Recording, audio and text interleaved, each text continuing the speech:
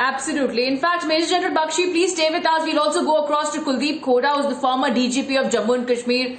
Mr. Koda, how important is this victory for our forces? Can this be seen as an avenger for the attack that happened just a few days ago, where we martyred our own officials?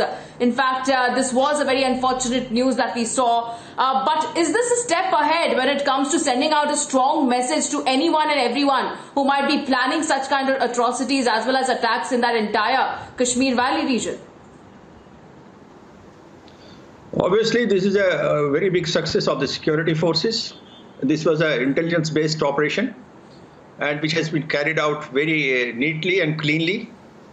And this success has come at the right time in the backdrop of several losses of the security forces and the police and the CRPF in the past few days. You know that, as General Bakshi mentioned, we lost 5 brave officers and men in a recent encounter in Handwara, including 1 colonel of 21 RR.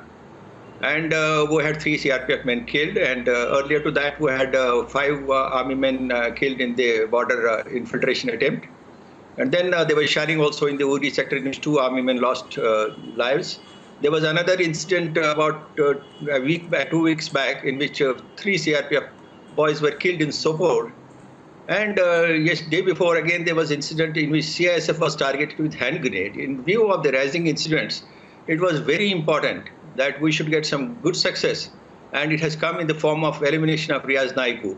This person had come into prominence after Burhan Wani and his successor, who was eliminated in a short time. Burhan Wani died in 2016, and after that, in 2017, his successor was eliminated, and he had been heading the militant outfit Hizbul Mujahideen since then, and for last 3 years. He was successful in evading the security forces. Few times he was cornered, but he managed to escape through his overgrown network, information and tactics.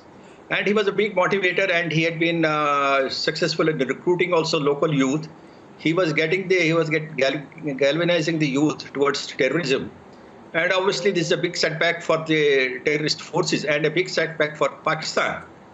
Pakistan has been relentlessly following the path of terror, and even in the face of COVID crisis, which Pakistan is also facing, they have been trying to push in infiltrators.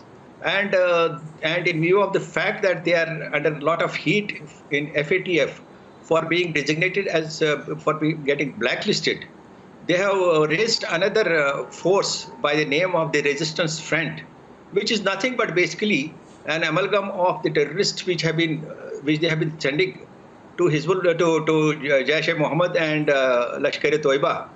And under a new banner, they have tried to escalate the terror activities in Kashmir. The other day, in which 3 CRPF people were killed in Kupwara, that operation was claimed by the Resistance Front.